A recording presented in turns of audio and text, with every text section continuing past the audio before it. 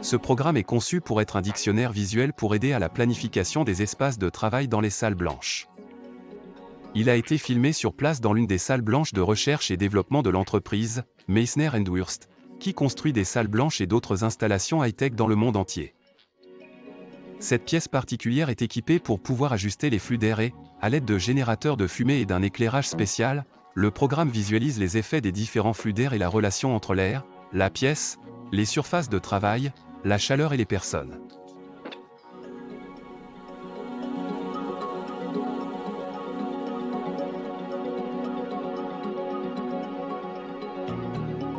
La matière radiculaire dans les salles blanches à haut rendement est contrôlée en faisant passer l'air à travers des filtres épais, généralement au plafond, à des vitesses d'air de l'ordre de 0,45 mètres par seconde pour que l'air se déplace vers le sol en flux parallèle. Toutes particules présentes dans l'environnement sont capturées et emportées par l'air à travers le sol qui est perforé. L'air est ensuite recyclé, conditionné et filtré avant de retourner dans la pièce à travers les filtres épais. Une salle blanche moderne est extrêmement efficace et ne contiendra pratiquement aucune particule en suspension. C'est lorsque des choses comme les surfaces de travail, l'outillage, l'équipement, les articles en cours de production et les personnes entrent dans la salle blanche que la contamination aura lieu. Pour commencer, la vitesse d'air standard dans une salle blanche est de 0,45 mètres par seconde. À ce rythme, l'air qui entre par le plafond reste unidirectionnel avec un minimum de dispersion latérale. Cela continue jusqu'au sol. Pratiquement toutes les particules générées dans la pièce seront éliminées par cet air. Si le débit d'air est réduit à disons 0,35 mètres par seconde à travers 0,25 à 0,15 mètres par seconde, la capacité de la pièce à se purger elle-même devient discutable.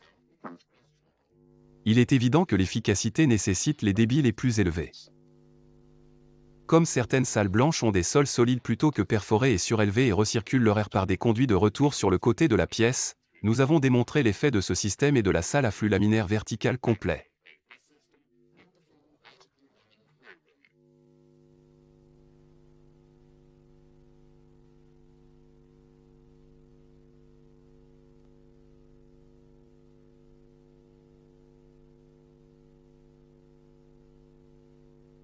La différence entre les deux systèmes sans aucune autre plante ou équipement installé est remarquable.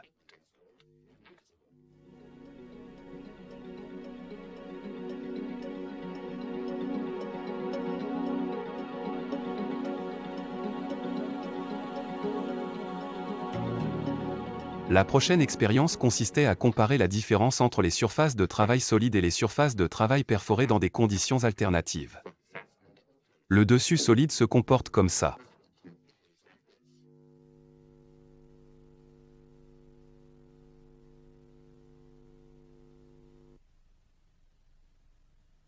Le dessus perforé, comme ça.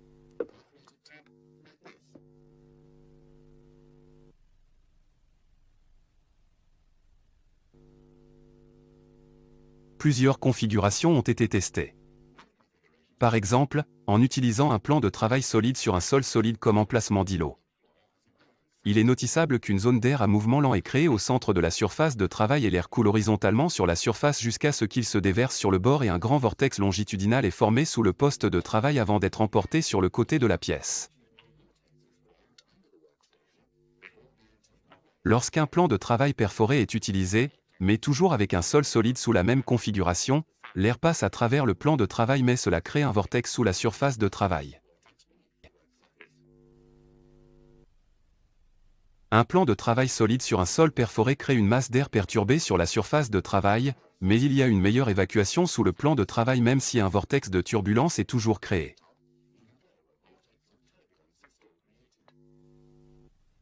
L'effet du plan de travail perforé sur le sol perforé ne nécessite aucun commentaire.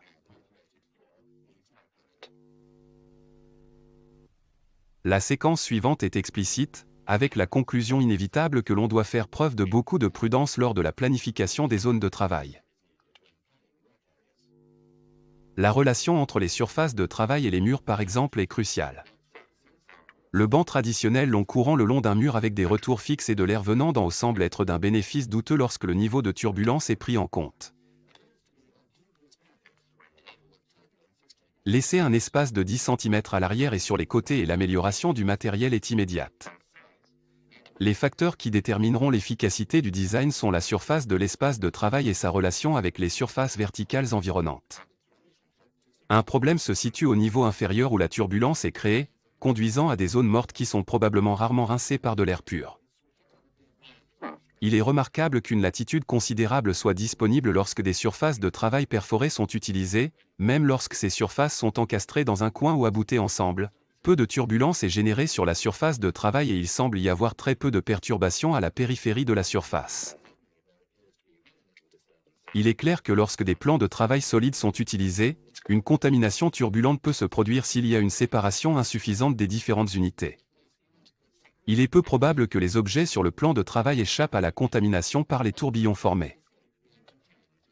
Il ne fait également aucun doute que les surfaces de travail ne doivent pas être adossées à un mur. Il est assez évident que le flux d'air ici nécessite un espace entre le mur et la surface horizontale pour pouvoir s'échapper. Deux facteurs se produisent. La première est la turbulence qui est générée lorsque des conditions limites existent et la seconde est que la vitesse de l'air vertical commence à diminuer à environ 5 cm de la surface pour atteindre presque 0 à la surface. Par principe, aucun objet sensible à la contamination ne devrait être placé à moins de 10 cm d'une surface verticale.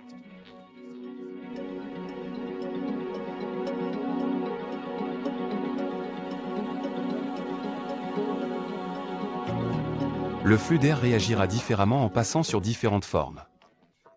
L'air qui passe sur une section carrée va créer des tourbillons et des turbulences, et risque de transporter et de redéposer des contaminants.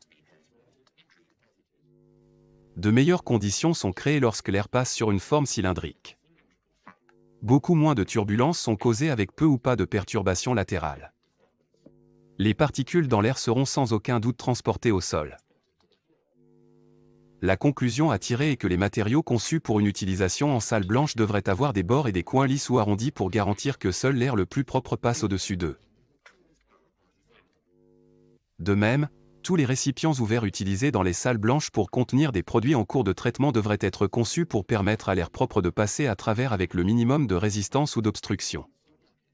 L'agencement des matériaux et de l'équipement est quelque chose qui doit être conçu avec soin, non seulement dans le sens des surfaces de travail perforées ou solides, mais aussi l'interrelation entre les différents éléments et la turbulence qu'ils peuvent provoquer auront un impact majeur sur l'entraînement et la redéposition de la contamination particulière. Il est tout aussi important que tous les objets ou matériaux utilisés dans la salle blanche ne génèrent pas eux-mêmes de contamination. La combinaison de surfaces de travail mal conçues, d'un agencement indiscriminateur d'équipements et de matières contaminantes conduira sans doute à des échecs et à de faibles rendements. Et il est probable qu'aucune cause évidente ne sera retracée.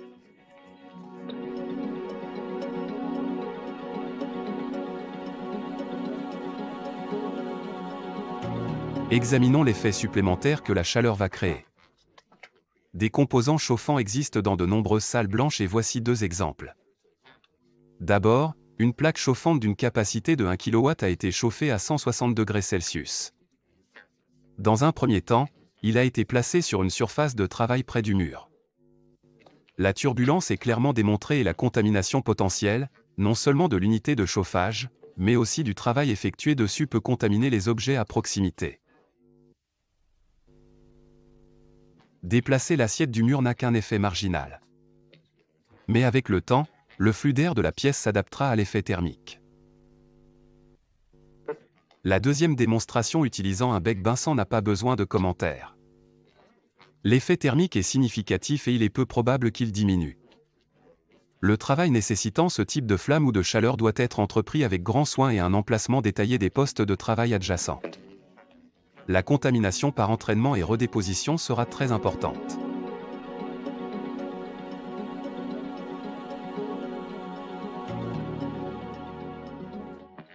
Jusqu'à présent, nous n'avons illustré que les zones de la pièce et des murs.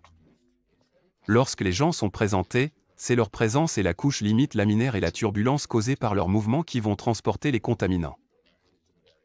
Lorsque des personnes sont ajoutées aux variables, non seulement la planification de l'espace de travail entre en jeu, mais les pratiques de travail de la personne sont tout aussi pertinentes. Il est nécessaire de se tenir debout ou assis à côté d'une zone de travail, mais la vitesse et le type de mouvements effectués sont essentiels pour contrôler la turbulence et donc la contamination.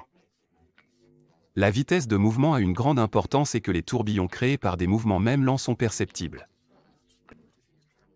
Lorsque le mouvement est rapide, les tourbillons se déplacent vers le haut, vers l'arrière et sur les côtés et peuvent transporter les contaminants sur plusieurs pieds dans toutes les directions. De même, il est essentiel de transporter correctement les matériaux, et la conception d'un conteneur a un impact sur la manière dont il est possible de le transporter.